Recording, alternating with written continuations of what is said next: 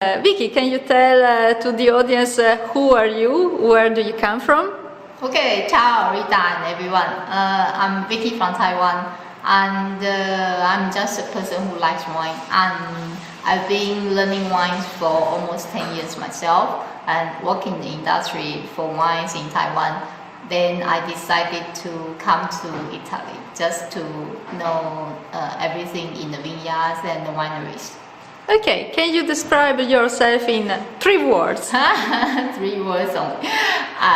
A person have a passion to wine. 4 words. Can you tell us how is the Taiwanese market for wine? As you may see, I'm not too old, I'm not too young, and I entered the market in 2004. And before that time, the market has been had a good time back in 1997, I think. Then the second peak of the industry in Taiwan is around 2005 to 2008. And then the market is quite mature now because it's a lot of competitions and people know about wines, and you can always find the wine shops like a supermarket. You can buy a bottle of wines, and you go to hypermarket like Carrefour or Costco, that kind of shop, you can buy wines too. So it's everywhere, and you can see even on the wedding ceremonies table, people always have a bottle of red wine. So it's kind of very common. Which wines have more success in Taiwan? To be honest, globally, of course, still French. And the import figures of the quantity comes into Taiwan is always #1 French. And when I say French, that means French red wine comes first. And then after that, maybe champagne, because white wine is not really popular in my country. And after French, then you have wines from Chile and also Australia, and then of course Italy, and then some others like California and also Spain. But interesting, for the last 2 years, because of global economic change, then the market has been driven by several reasons. So the position of Spanish wine came into the country as a second for past 2 years. It depends on how the people react to the Spanish wine, because it's quite different. So the Spanish wine never put them position into top 5, but last 2 years already second position. Generally speaking, in which channels are distributed the wines? We have so many channels, but the most quantity goes into hypermarket because it's price and volume at the same time. But the higher price range of products goes into like supermarket, in retail shop, and also a majority of the products goes into the importers' own shops. Mm-hmm. Yeah, or like some liquor shop who are specialized in wine selling, not only spirits. Okay, and on average, how is the knowledge of wine of common people in Taiwan? We need to separate into like maybe 3 kinds of people.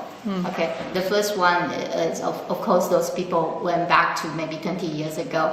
They have money to spend and they're doing business, so they drink wines. And then there are another type of people who have been overseas and study or work, and it depends on where they've been.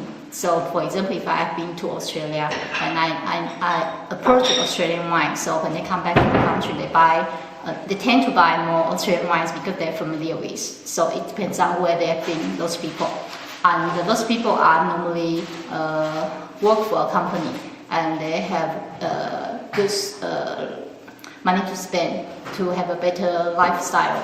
And after that, of course, we have a lot of young generations, and drinking wine is kind of fashion for them. So they tend to learn everything on the internet by themselves. So they were looking to the website of wines from everywhere in the whole world, and then search information, then go to the shop to buy the wine. So during these days at Rivetto, what have you seen? What have you done? Yeah. First, my impression of Lang it's very impressive because everywhere is layered by the vineyards and the vines, and very clean and very organized. That's my first impression, but still very quiet place and not a lot of people on the street. Only the vineyards, and I think the population here is not people, it's vineyard and the vines. And then apart from that, I like the how do I say, the lifestyle, because I involve more here in Rivetto with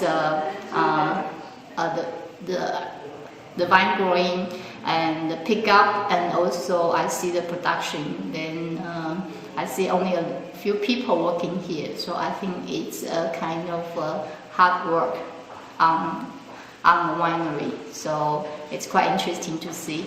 I was excited when they pick up the grapes and they see the juice coming down to the pipes and to the tank. Yeah.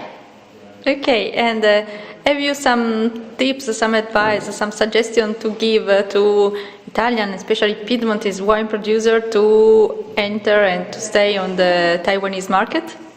I think the most interesting way is to expose yourself to the market and to introduce to people who you are. And I think wine is just a wine, but to us, you have more things to express. So people need to know you, but it's very far away, and maybe they don't know your language. Like myself, I don't speak Italian, and it would be not easy for us to understand everything what you're doing, and especially if you don't know about Piemonte, and you probably wouldn't come here. So I think it's good to combine traveling with the culture and the winemaking in the region. Thank you for your time here, and if you want to say bye-bye in Italian, you can. Okay, arrivederci!